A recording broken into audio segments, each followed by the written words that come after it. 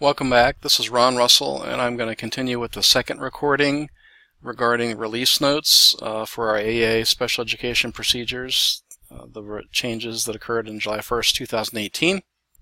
Our first video was focusing primarily on changes in the Child Find chapter of the procedures, many of them associated with the AW case in Iowa. And so we focused the first video on most of those topics. Now the intent of the second video is to point out a few other changes in the manual just to make you aware of those things. Just a reminder before we move on here, the information that I'm showing on screen, the release notes, the highlights of the changes of procedures, and also the completely revised statewide procedures manual are available online. And what I'm looking at right now is www.iowa.ideainfo.org. So that is a site where these things live, and so you can, and we would recommend that you remove old copies of the procedures, download the current one. It is a large document that you can navigate through, but recommend that you download that on your computer, replacing old versions. And then the release notes, the summary of changes, the document that we're going to be looking at on screen, is located here as well. So moving on to some other topics. The first one you see at the top of the screen here, the age of data. Just a quick note here that past procedures, some of the language took the stance that newer data is prioritized over older data. That language has been removed in favor of, you can see the phrase here that supports the team's determination of the weight given each piece of information. So there is a little bit of guidance in there. And so you can see the language change here at the top of the screen.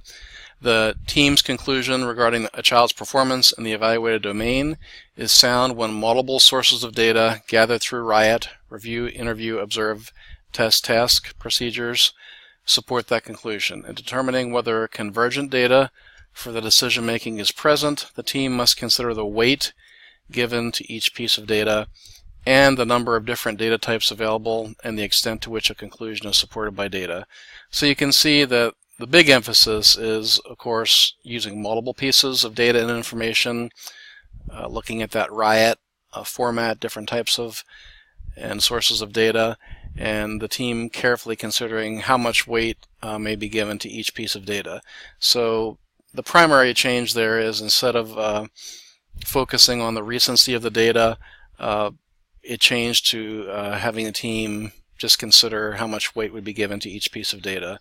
It may be that older data receives less weight, but this was just a language change that I wanted to point out to you. A few other language clarifications, small things, but just some changes in language within the procedures manual for consistency. You can see a couple of those on screen now. MTSS-RTI references that might have said RTI in the past are now phrased MTSS/RTI. So again, just pointing out the change in the language, the acronyms that we've used in Iowa to refer to these systems. So you will see that change within the context of various parts of the procedures. Also, Child Find procedures were reviewed and revised, and when needed, certain instances of the word must, when we say must in the procedures, there was just a review process by the state procedures team and a discussion of, is a must supported by rule or a policy or a legal obligation. So there was just some efforts to make sure that when the phrase must is used, that is something that is refers to responding to a rule or legal policy. And then the last language clarification in Child Find procedures, just distinguishing between some terms. The terms performance over time and level of performance, and when we use those terms to discuss progress and discrepancy. So just some efforts to make sure that we distinguish between differences in the way we looked at data. Another topic that applies to both Child Find and behavior sections of procedures. There was some effort to create a closer alignment to the Iowa Administrative Rules of Special Education, so the rules. So in some of the Child Find and behavior sections, there's been a removal or restricted language that is specific to particular models of intervention. So we have this idea that specific models, may and do change over time, but the language of the rules and regulations tends to be consistent. So some examples given here in the release notes. References to interventions as being targeted or intensive instruction is removed. Specific reference to what occurs at particular tiers of intervention is removed. Third bullet here, though, the phrase positive behavior interventions and supports, that is retained in the sense that it is presented in the rules related to IEP development. So used in one of the EER examples in the procedure guide, positive behavior interventions and supports, PBIS, clearly references the whole school model of PBIS. So as we glance here at some excerpts from the behavior and discipline section, you can see some of these language kinds of changes. This idea of general education being preferred, behavior is no different than other areas. Each LEA in conjunction with the AA shall attempt to resolve presenting problems of behaviors within the gen ed environment prior to conducting full and individual evaluations. But it is pointed out no specific model is required as long as the requirements of gen ed interventions are met. And we talked about that a little bit, or aspects of that in the first video as well. So this is getting into the idea that the procedures are not saying you must use a certain model of intervention for behavior or other areas, just emphasizing that there is the necessity of doing gen ed interventions, and that there is a necessity of systematic problem solving also in the context of the child-defined process. And so jumping down to some more narrative in the behavior section here, what we mentioned just a little bit ago, these words, positive behavior interventions and supports. Teams must consider implementing positive behavior interventions and supports for children who have behavior that impedes their learning. But it's just pointed out down here that this term, positive behavior interventions and supports, you will find that in rule as it applies to IEP considerations and IEP development, not PBIS. So it's pointing out that the language in this procedure manual is not mandating that a district, for example, must use PBIS. Certainly a very valid model that incorporates language such as positive behavior interventions and supports, but efforts were made to use the language that's actually in rule versus a particular model that may be out there.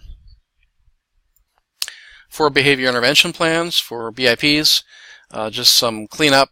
Some corrections have been made in the current procedures manual.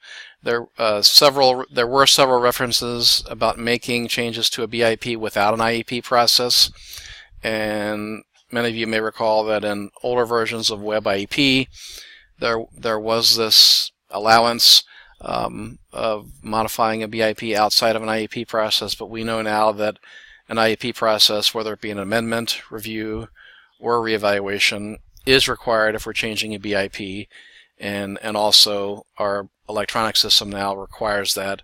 It requires us to fire up a new IEP process in order to make a BIP and appropriately archive a new BIP or a revision of one. For functional behavior assessments and behavior intervention plans, we can all remember, and we'll look at a visual here in a second, on the special considerations section on page B of Web IEP. There are check boxes where we indicate special considerations. And so there's the topic of FBAs and BIPs. The necessity of them is not always simple or straightforward, depending on circumstances. Sometimes due to discipline considerations under IDEA, we know that we're required to go through these processes, but in other cases they end up being, as is noted here, a decision of an IEP team. So when students need behavioral supports in order to help them work towards gen ed standards, behavior interventions are developed, and we do end up doing FBAs and BIPs. So the IEP prompts on page B are modified, and the purpose of modifying One of the checkboxes was to make appropriate selection clearer. So let's go there to a visual. This would look familiar here on our page B, special considerations for behavior. We still have 3 checkboxes, either no, behavior is not a concern, or at the top, behavior is a concern and will be addressed. And that alludes to more generally addressed in the IEP, but additional verbiage was added to the second checkbox, and you can see what that says. Yes, behavior is a concern. A functional behavior assessment is required. If one exists, it will be reviewed and modified as needed. A behavior intervention plan, BIP, will be developed if required due to disciplinary action or determined to be needed by the IEP team. If a BIP exists, it will be reviewed and modified as needed. So still the same essential purpose for that second checkbox. We're checking that when the team is going forward to do FBAs and BIPs, but the language was changed for a little bit more clarity of when those things are happening. In the area of discipline and behavior, there is a discipline flowchart, kind of a visual version that has been in the procedures for a number of years. This flowchart was reworked and some corrections were made to eliminate some patchwork fixes on past versions. Ultimately, the information is unchanged from last year, but we will go there and just show you the visual here. This is a flowchart that's been around. It's just been cleaned up a little bit. And I will say this is typically a pretty helpful tool. You can see this actually, originally the version of this was more of a brochure format that was provided to districts, but it's in the procedures now. But you can see on one page it's a step-by-step guide to these considerations for suspension and expulsion if students have disabilities, and you can see the flowchart format. Really, this is kind of a reminder that this exists, and this one-pager may also be a good resource to school principals and leaders when they're trying to make sure that they're following procedure as far as potential suspension expulsion issues. So just know that that is there, and again, this is a one page that might be a nice, concise resource for leaders and school teams that are going through this process with students. There's a little bit of clarification of this idea of documentation of outside reports, and procedures do make a distinction between maintaining outside reports themselves and information from outside reports that may be relevant to EERs, IEPs, and prior written notices. So let's jump to the guidance and take a quick look at that. So if we look at some of the information for documenting outside information, you can see the first section here, the outside report itself. So we may receive a variety of outside reports. Parents might provide reports from a physician, mental health evaluations, those kinds of things, and sometimes they're presented to the AA or the LEA in their entirety. So notice how the guidance says follow your AA's protocol for maintaining outside written reports. Within our AEA, we actually provided some guidance out to districts and special education coordinators this past year on this topic, and the recommendation was that the reports themselves not be uploaded in their entirety to WebIEP, because that was a question that had come to us. What do we do with these reports? Should they be associated files that are uploaded? The general recommendation is that they not be done that way, and so those reports are likely going to live in physical files that we maintain. Part of the rationale there is if they were uploaded in their entirety, that report potentially could be considered, quote, part of the IEP, whereas the team can and should consider that information that may come from outside sources and use that information for decision making when appropriate, but there's certainly not an obligation to follow everything that's in that report. So as it follows, attaching that to the IEP is not recommended, and so our current guideline is maintaining those kinds of reports in other types of files, typically physical files that we would maintain on behalf of students. But then what can we do as far as the relevant information that might come from those reports? And you can see the narrative further down the page here that gets into that a little bit. Where can that information go? Because IEP teams should consider information that comes from these outside reports, and when appropriate, incorporate some of that information into different parts of the educational evaluation report or the IEP itself. Again, not an obligation to do exactly what that report may say, but when there's information helpful for decision making, that should be considered. And in fact, even reflecting back on the AW case that was talked about previously, that was one issue that was floated out there in that case, the issue that teams should consider and not ignore information that comes from outside sources. So where might we put some of those pieces of information? For the EER, it just mentions in the guidance here there's numerous possibilities that may support the area of concern, and areas of strengths, performance levels, progress, needs. Many sections in the EER where pieces of information from outside reports could fit, and so the team involved in those evaluations would need to decide what information belongs, what might be useful, and determine the best fit for that. Also in the IEP itself, you can see this next bit of narrative. There's a number of places where this kind of additional outside information can go. We know that there's an other information section on page B where this kind of information could fit. That we know that there's a page I that is simply a blank page, so a team might wish to use this location to summarize relevant information that came from an outside report. We also know that page R, when there's a reevaluation involved, when we have a reevaluation IEP, some of this outside information might be integrated into a page R. We also know that the transition portion of the IEP on page B, there's a significant amount of space on that page dealing with transition assessments, and sometimes assessment information from outside sources may fit there as well. And then even in the current academic achievement and functional performance section, that area that we find above each goal, that kind of leads into our baseline and goal setting, there may be places there where outside information could apply as well. So the narrative and the procedures just simply point out that there's different places where these could belong, and the same kind of considerations would happen for a prior written notice. The team needs to determine the best fit for information that comes from outside sources, and for that matter, when it might belong in a prior written notice. Students who drop out.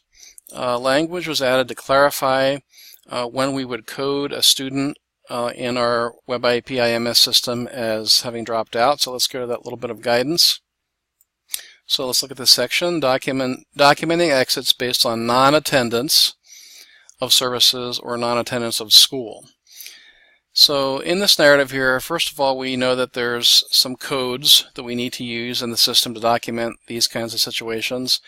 And I can jump down quickly here, kind of on our little cheat sheet of final exit codes. We have two over here, RRG and RRT. RRG, you can see the description there, return to Iowa General Education either within or outside of the AA. IEP team has determined that individual is no longer eligible for special education. So this code is documenting when students no longer need specially designed instruction and they're no longer eligible, and they would return to general education. RRT, a little bit different. Let's read that one and also look at our guidance above. Return to Iowa General Education either within or without or outside of AA. Iowa IEP inactivated. Student remains eligible. So RRT are those somewhat unusual circumstances where a student would be exited from their IEP but remain eligible. And so if we look up here, here's a description, a little bit of a description. When a student is exited, when he or she attends school but does not attend his or her special education service, the correct exit code is RRT. So this could, just as one example, be, imagine a high school student who was attending school but maybe not attending or perhaps even refusing to attend special education services. for various reasons. There might be mutual agreement to exit that student from their IEP, but not because they no longer need it, but because of the non-attendance, and that RRT code should be used. On the other hand, just a clarification, when do we use DRO? That DRO code is for dropping out, and down here the actual definition. I'm going to read that. Dropped out: if re-enrolled, student remains eligible for special education. Use this code only if the school district has determined that the individual is a dropout. The determination that the student is a dropout is made by the school district and is not an IEP team determination. So a couple pieces of information there. When students do drop out, they do retain their eligibility. They may drop out from school, and they may wish to return a month later. Their eligibility is retained. If they happen to return a long time later, we might need to do a reevaluation to verify eligibility, but ultimately that student remains eligible when there's a dropout situation. A couple other things here. Notice it's emphasized that this is a school district determination that the student has dropped out.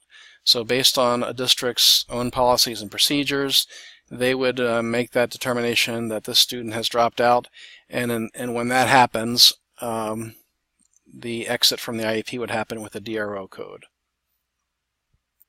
Next topic, we have revised page R and directions. So our reevaluation page and the reevaluation questions, there has been a revision to what that page R will look like, and the revision focuses on the decision about continued eligibility over time, and the level of performance in relation to the standards for students and the supports that they need. So, and we'll take a look at what the form looks like just momentarily here, but part of the reasoning was encouraging teams or reminding teams that when we do reevaluations, we really are looking at the issue of continued eligibility, and we need to clearly make a decision that the student does continue to be eligible for special education. There's also some changes that tied in a little bit or reflected the AW decision, de-emphasizing or removing that idea that there must be severe discrepancy in order for there to be eligibility. So let's take a look at the page. So here we are. We look at the top here, based on a review of relevant existing information and any new assessments. And so nothing has changed here. Reevaluations can proceed in a couple different ways. They can be based on existing information if the team believes that they have adequate data on hand to make decisions, or they can gain consent for any new assessments. But it's a good opportunity for a reminder. Please do remember when it is reevaluation time for students, if any new assessments are going to be administered, it is important for the parent to sign and give consent for those assessments. Otherwise, the reevaluation form becomes a notification to the parent that we're going to use existing information. But teams should really be careful and be reminded that when we do new assessments, we do need to get consent from parents to do those. And so the IEP team is going to consider the present levels of academic achievement and the needs of the child related to, number one, the goal areas in the IEP being reviewed and any other current areas of concern. So let's look at question 1 here. Pretty broad question, and you can see that's going to be an open field for a narrative as needed to summarize the reevaluation information. So you can see the question: what evidence is there that this child continues to be an eligible individual or does not continue to be an eligible individual? Include data regarding performance over time, current performance levels, and current needs related to the standards applicable to all children. Okay, so kind of a big broad question there. Let's look at data over time or current performance levels and current needs, and considering that issue of does this child still have a disability, or does a disability cause a problem in achieving general education standards, Iowa Core, and the standards that are applicable for all students. So question 1 gives an opportunity for a narrative related to all these things, performance levels. Let's look at question 2. Notice we have a checkbox kind of a format. So the team is asked to clearly indicate, by checking an appropriate box, what is the IEP team's conclusion regarding eligibility. So this question 2 in this new format really is a reminder that it's not an automatic that the child continues to have needs. It is a time where we stop and think about, does the child still need SDI? Is there a continuing need? So we have kind of one box that the child continues to be an eligible individual, or the second broad category is no longer an eligible individual. So on the affirmative up here, continued eligibility, we have some reasons we would indicate. So for example, could be the child is not meeting standards applicable to all children and requires SDI. For those of you that watched the first video, there was that reminder that for there to be eligibility, the student must need SDI in order to progress. So this box, if we chose this, the student is not meeting those standards and requires SDI. On the other hand, our second sub-box, the child is meeting the standards applicable to all children in areas of concern, but requires SDI to sustain or improve his or her progress. Okay, so the team could make a decision that standards are being attained, but through perhaps some intense SDI to help them sustain that progress.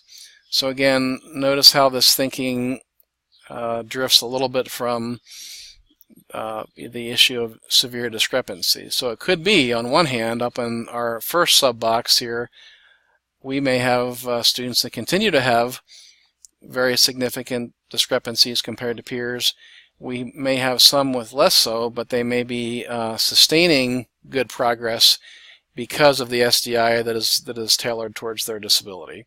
And there's an opportunity here to give other reasons. But so this is the first option, continued eligibility. We also have a second option, the child is no longer an eligible individual. And so our sub-boxes, so one option could be child is meeting standards applicable to all children in areas of concern and does not require SDI to sustain or improve. So, very simply, a student would be meeting standards and does not require SDI. Then we would be looking at an exit. They'd be no longer eligible. Then we have this sub-box. The child is not meeting the standards applicable to all children and requires instructional adaptations. Okay, so instructional adaptations, but either instructional adaptations do not include specially designed instruction, or the need for instructional adaptations is not created by a disability. So as you think of these considerations for students that a team might determine is no longer eligible, we go back to that idea that they must need SDI. Some students might need some instructional adaptations that are not disability-based, that are not SDI, and those are things that we would expect to be handled through the general education context, through the intervention that all students should have, including things like differentiation of instruction. And so then finally, the third cluster of questions here, if the child continues to be an eligible individual, the form asks us what additions or modifications to the special education and related services are needed to enable the child to meet IEP goals and to participate as appropriate in the gen ed curriculum. So again, what additions might be needed, what additional kinds of services or supports, and then a question that would be familiar from past version, under what conditions will the IEP team consider exiting the child from special education services? So again, that's a question that kind of prompts us, kind of reminds us that we don't want to have that assumption that a student will always be on an IEP, will always need SDI. We want to think about under what conditions would we consider an exit, and that might point us in the direction of moving towards that with great progress for a student. So then moving ahead, what I'm looking at right now, what you see on screen is just some of the guidance from the documentation part of the procedures manual on reevaluations. And so a few things here are just reminders and a few slight changes in language or citing code. But reevaluations for eligible individuals, good reminder, every 3 years or sooner. If the IEP team determines that the educational related service needs, including improved academic achievement and functional performance of the child, warrant a reevaluation. Or if the child's parent or teacher requests a reevaluation, or if the child's IEP team will be considering whether a child is no longer an eligible individual, or if the reevaluation of a transfer student from out of state is needed to either establish eligibility or develop an appropriate IEP. So some of the reasons we do reevaluations. We know that there is a requirement every 3 years, but this gives examples of other times we might do reevaluation IEPs. And so notice it says every 3 years or sooner in certain circumstances. Notice in the yellow here, as needed, the child is assessed in all areas related to disability, and you can see the list of items there. Notice how this is citing code. This is not saying we must test in all of these areas or assess in all of these areas. It's saying as needed based on the disability. So it's a reminder to teams to make sure that they have adequate data for decision making. This is also not new, but it's a reminder that comes from code. Reevaluations are not to occur more than once a year unless the parent and the LEA or AA agree otherwise. Typically reevaluations would not be so frequent that they're more than once a year, but in rare occasions, if there's agreement and new information is needed, they can happen. And then a final reminder here, a reevaluation is not required to exit a student from services for reasons of graduation with a regular diploma. When we're exiting based on attainment of goals, a reevaluation is done as a final step. Just a final little item here, release of information for University of Iowa. This actually information had kind of come out to AAs and LEAs this past year outside of the procedures, but it's been integrated into the procedures. There's a link to ensure that there's the most recent version of University of Iowa Hospitals and Clinics consent for release of information. University of Iowa hospitals require a consent form that's a little bit different than what would be our generic release of information within the WebIP system. So there's a specialized form, and if I click here,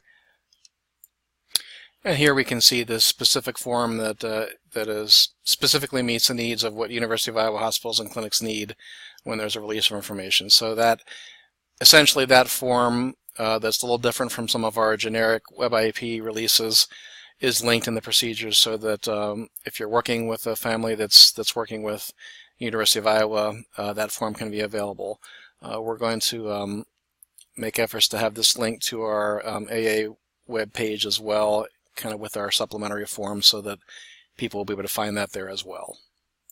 Now, a very last small item here I'll just highlight, and the links for this information actually appeared earlier in the release notes when we were talking more about child find eligibility and the need for especially design and instruction.